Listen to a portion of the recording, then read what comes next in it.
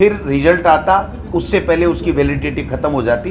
तो हमने इस डेट को आगे खिसका करके 2 सितंबर किया। हमने जितनी मीटिंगें Delhi world public school, India's #1 emerging school, जहां है academics, sports and performing arts का बेहतरीन combination. Admissions open from pre-nursery to 9th. देखिए, रीट माननीय मुख्यमंत्री जी ने ये कहा था कि हम लोग 2 अगस्त को रीट की एग्ज़ाम करवाएंगे। उसके बाद में जब हम तैयारी कर रहे थे तो ये बात ध्यान में आई कि 5 अगस्त को हमारी पहले की एक रीट है, उसकी वैलिडिटी समाप्त हो रही है। चूँकि जिस दिन एग्ज़ाम की जाती है उस दिन वैलिडिटी मानी जाती है, तो 3 दिन में मैं समझता हूँ फिर रिजल्ट आता, उससे पहले उसकी वैलिडिटी ख़त्म हो जाती। तो हमने इस डेट को आगे खिसका करके 2 सितंबर किया। हमने जितनी मीटिंगें करनी थी कर ली, लेकिन इसमें जो इशू है, एक तो एनसीटी ने हमें एक गाइडलाइन दी है कि कॉमर्स के विद्यार्थियों को इसमें शामिल करना है। एक गाइडलाइन ये भी आई है कि जो बीएड के लोग हैं वो L1 में भी परीक्षा में भी शामिल हो सकते हैं। तो दूसरे इन चीज़ों के ऊपर हम लोग मीटिंग करके हमने तय किया है, उसके लिए हमें अमेंडमेंट करने पड़ेंगे। और वो अमेंडमेंट, चूँकि ये भर्ती पंचायत राज की भर्ती है, तो निश्चित रूप से पंचायत राज के साथ में बैठक करके इसके ऊपर निर्णय लिया जाता। उससे पहले कोरोना इस प्रकार से फैल गया कि हम लोग जब विद्यालय ही नहीं खोल पा रहे हैं तो बच्चों को किस प्रकार से हम लोग आगे बढ़ाएंगे।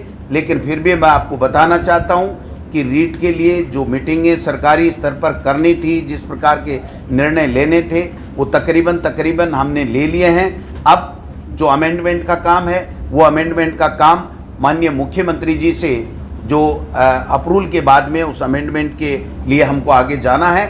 और जो ही ये सारी प्रक्रिया पूरी हो जाएगी तो रीट की भर्ती के लिए ऐलान किया जाएगा और एग्ज़ाम करा करके और नए शिक्षित बेरोजगारों को टीचर बनने का अवसर प्रदान हमारी सरकार के द्वारा किया जाएगा। एजेंसी तय होगी या कौन करवाएगा? ये अंतिम समय में जब होता है तभी होता है। आज कोई एजेंसी तय होना नहीं होना कोई तय नहीं होता है, ये लास्ट का काम है। जब हम पैटर्न तय कर लेते हैं तो उसके बाद में एजेंसी की बात आती है। जी, निश्चित रूप से एक तरीके से जब से कोरोना संक्रमण हमारे यहाँ आया है तब से लेकर के माननीय मुख्यमंत्री अशोक गहलोत जी बराबर नज़र गड़ाए हुए हैं हर वर्ग को किस तरीके से संक्रमण से बचाया जाए और उनके किसी तरह की दिक्कत नहीं आए, इसके बारे में 18-20 घंटे प्रतिदिन काम कर रहे हैं। तो जब उनके संज्ञान में ये बात आई कि लोगों का रोजगार छिन गया है, वो पैसे कैसे दे पाएंगे, और बीच में परीक्षा भी हम नहीं करा पाए थे, तो 30 जून तक हमारी प्राइवेट स्कूलों की जो फीस थी उसको डेफर करने का 3 महीने का निर्णय माननीय मुख्यमंत्री जी के निर्देश पर विभाग ने लिया था।